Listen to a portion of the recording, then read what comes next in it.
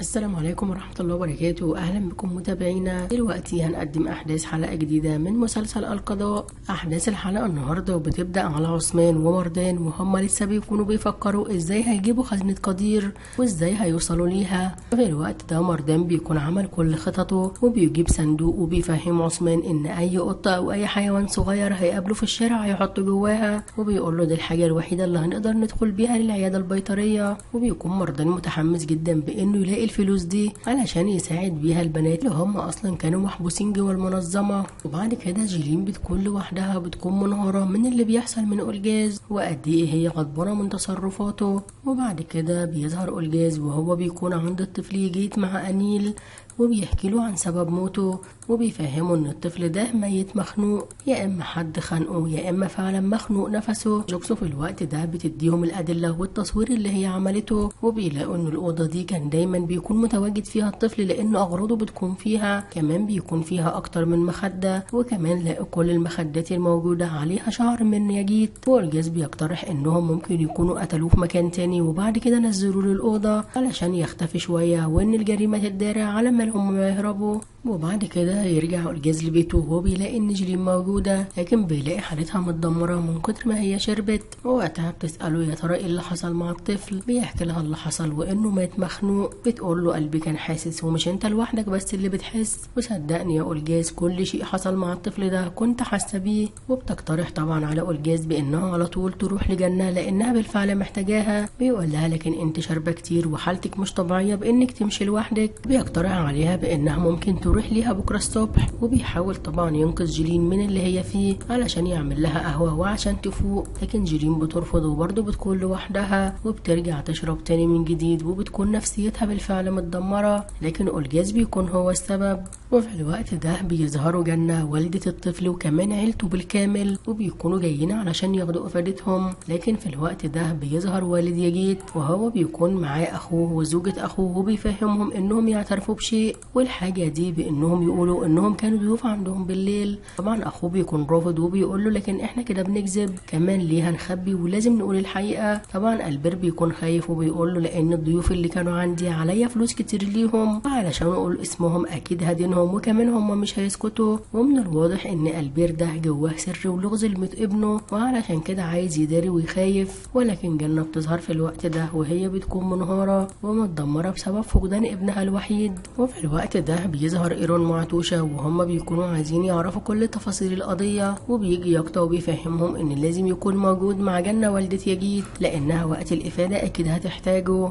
وبعد كده بيظهر أولجاز مع جيلين وهي بتكون لسه سكرانة ومش حاسة بنفسها، وبيرجع ووقتها جيلين بتقول له ممكن احكي لك بقى كل حاجة لان قررت ان اعرفك الحقيقة. أولجاز بيقول لها ده اكيد مش وقته، لكن جيلين بتبدأ تحكي له اول موقف اتعرضت ليه مع فرات، وبتقول له في الوقت ده هو كان ضابط شرطة وانا كنت سراقة، يعني مسكني في محل وانا بسرق جاكيت، وفي الوقت ده لما اتعرضت في الوقت ده هو اللي كان معايا. بيقول له أولجاز ممكن ما تحكيش، بتقول له لا طبعا لازم تعرف الحقيقة، وبتكمل له بقية القصة. بتقول له الشيء اللي خلاني ارتبط بفرات هو انه فعلا عذرني وكمان فهمني ان الشيء ده غلط، وانا قلت له ووعدته انه مش هعمل كده مرة تانية، وعلشان كده ما عملش ليا قضية. ومن هنا بدأنا نتكلم مع بعض وتعرفنا على بعض، وبتفهمه بعد علاقتهم دي بسنة وكان مجرد كلام أو مجرد تعارف على بعض إن بعد السنة دي هو اتنقل لمكان تاني. وبتقوله من وقتها ولا هو شافني ولا أنا بشوفه غير لما شفته أنا وهو في قسم المفقودين لسه امبارح. بيقول لها يعني كده افترقتوا ومن غير ما تودعوا بعض، كمان ما فهمتوش بعض إن علاقتكم انتهت، يعني كده العلاقة ناقصة يا جيلين، من المحتمل إن هو يبدأ كلام معاكي من جديد.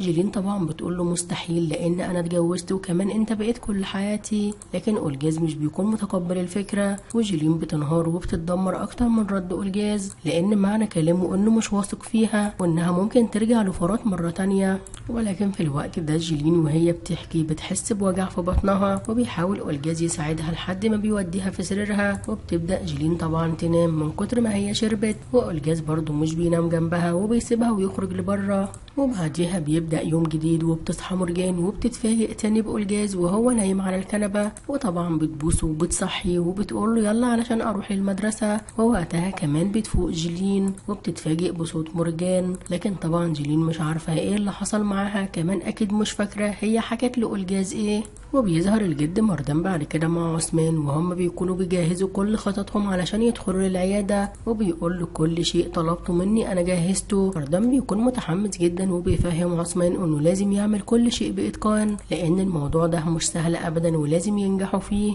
وبعد كده بيظهر أولجاز وهو جاهز مورجان علشان يوديها لمدرستها، لكن جيلين بيكون واضح عليها قد ايه هي تعبانه من كتر ما هي شربت ما بتكونش جهزت. وأولجاز وطبعا هو وبنته بيسيبوها علشان البنت ما تتاخرش عن ميعاد مدرستها. وبعد كده بيظهر أولجاز مع ايرون وهو بيفهمه ان البير والد الطفل ده مشكوك فيه جدا لان جنة دايما بتكذبه في كل اقواله، كمان بيقول كلام مش منتظم على بعضه. وأولجاز بيقول له لازم ناخد افادتهم مره واتنين، وبيكون الشك كله في باباه. وبعد كده جيلين بتكون رجعت لشغلها وقاعدة في المكتب مع ياكتا، وفي الوقت ده بيتكلموا عن ملتم وعن أخوها وإن الولد ده صغير وإزاي هيتعاقب للجريمة. ووقتها بيقول لها أكيد إحنا هنشوف له حل. وفي الوقت ده أوزجي بتدخل وبتكون جايبة الورقة اللي بتثبت إن المبلغ اتدفع لسيزاي، ولكن ياكتا بياخد الورقة قبل جيلين ما تشوفها لأنه كان طلب 10 مليون، وطبعا كان سيزاي متفقين إنه هياخد 5، ولأن ياكتا أكيد الفلوس الباقية دي هياخدها لنفسه. وبعد كده ايرون بيتصل بجيلين وبيفهمها انها لازم تكون موجوده معاهم، ويقول لها لان جنة موجوده وهناخد افادتها وبالفعل لازم تكونوا موجودين. وبتفهموا جيلين ان هي وياكتا على طول هيجوا، وجيلين بيكون لسه باين عليها تاثير التعب. وبعد كده أولجاز بيكون في مكتبه وبيروح لفراد يطلب منه المكان اللي موجود فيه الطفل المفقود واللي هو اسمه مصطفى، وبيقول له دلوقتي لازم نتحرى عنه ونعرف مكانه. وبالفعل أولجاز بيدوله كل الاوراق المطلوبه، لكن واضح على فراد قد ايه بيخاف جدا يتعامل مع أولجاز من كتر ما هو غضبان منه. وبعديها بيدخل ايرون وبيقولوا له يا رب تكون جايب معلومات جديده. على طول جيلين بعدها بتروح لياكتا وبتفهموا انهم لازم يروحوا للمحكمة لان جنة دلوقتي هتكون في الافادة ولازم يكونوا جنبيها. وطبعا ياكتا بيفهمها انه هيروح. في الوقت ده ياكتا كان معاه ملف القضية اللي تخص سيزاي والمبلغ المدفوع، لكن بالفعل درى من جيلين وقتها هي بتشك فيه وبتحس ان حركاته مش طبيعية، ولكن طبعا مش بتحكي له اي حاجة. وبيفهمها انه هيجهز علشان يروحوا. وجيلين في الوقت ده وهي بره بتقرر بانها ما تمشيش وهتتدارى لحد ياكتا ما تخرج، وبعد كده تبقى تدخل المكتب واكيد هتكتشف الشيء ده. وفي الوقت ده ايرون بيكون مع أولجاز وبيحكي له ان جنة دلوقتي هتكون في الافادة، وبيقول له لكن واضح ان عيلة ياجيد دي مش طبيعية والظاهر ان في سر كبير مدارينه ولازم نتحرك كويس. وبيقول له لان كل فرد منهم بيقول كلمة غير اللي التاني قالها وكلامهم ابدا مش متناسق. كمان جنة بتقول ان ابن ما راحش للمدرسة، والبير بيقول ان الولد راح للمدرسة اليوم اللي كان موجود عندي فيه. يعني الكلام كله مش متناسق سوا، ولكن الشك كله بيكون في والد الطفل. أولجاز طبعا اكيد هيتحرى واكيد هيوصل للحقيقة ويعرف مين القاتل. وبتكون توشا في الوقت ده اللي فيه بنتين لازم هتقعد معاهم وتتكلم وتاخد افادتهم. وفي الوقت ده بيقابلها افيه وبيعرفها انه محتاجها وممكن تروح تفطر معاه، لكن توشا في الوقت ده بتعتذر وبتقول له اسفه لان عندي شغل كتير وبابا وأولجاز بيه طبعا مدين الشغل ده وما اقدرش ان اتاخر. وتوشا هتكون رايحه لحد من العيله علشان تشوف برضو كلامهم هيكون متطابق مع كلام بقيه العيله ولا لا. وبعد كده بتنصدم جيلين لما بتدخل لمكتب ياكتا، وبالفعل بتكون دخلت من غير ما ياخد باله. كمان بتشوف الملف الموجود فيه المبلغ وبتتأكد بان ياكتا خد ضعف الفلوس 10 مليون، وطبعا ما جابش ليها اي سيرة. طبعا في الوقت ده جيلين بتقول هو ده ياكتا وهي دي طبيعته واكيد الانسان مش هيتغير ابدا مهما حصل معاه. ولكن كده جيلين عرفت سره ومش معروف اذا كان ياكتا هيحكي لها ولا لا.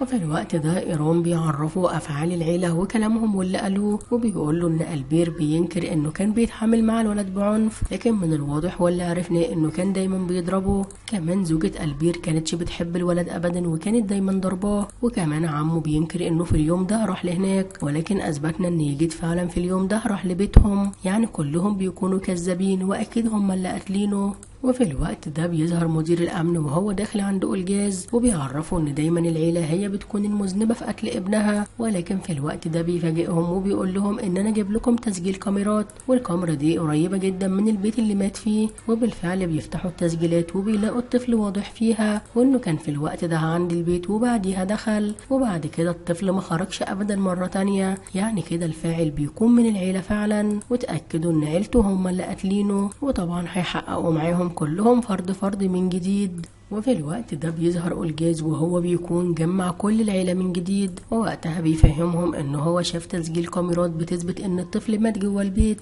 وانه كان قبليها في الشارع وما خرجش مرة تانية، وبيحاول يشوف نظراتهم ورد فعلهم بعد اللي هيقوله. وفي الوقت ده بتظهر جيلين مع فراط وهم داخلين، والجاز بيشوفهم طبعا بيتجنن، وبيحاول يمنع جيلين من الدخول، وبيقول لها ان ده مش افادة علشان تيجي وتحضريها، وان دي مجرد اسئلة عادية جدا. ولكن في الوقت ده جيلين طبعا بتفتكر انه الجاز بيعمل كده علشان فراط معاها، والجاز في الوقت ده بيفهم بقية العيلة وكل الموجودين ان الكاميرات دي بتثبت ان حد من العيلة اللي قتله، وطبعا الكل بيحاول ينكر وبيقولوا ازاي هنقتل طفلنا. وطبعا جنة في الوقت ده بتنهار وبتصرخ وبتقول ليه بتعملوا فيه كده، والبير طبعا بينكر اصلا انه شافه. ولكن طبعا في الوقت ده في ست منهم بتتكلم وبتقول ان في حد تاني معانا وموجود في العمارة، حد ساكن فوقنا ويمكن يكون هو اللي قتله. فعلى طول الجاز طبعا هيبعت ويجيبه علشان ياخد افادته هو كمان، وبيكون الجاز اكيد هيوصل للحقيقة ويعرف مين قتل الطفل، لكن اكيد بيكون المشكوك فيه هو البير وزوجته. ده اللي هنعرفه في الاحداث الجديدة. تابعونا واستنونا في فيديو جديد.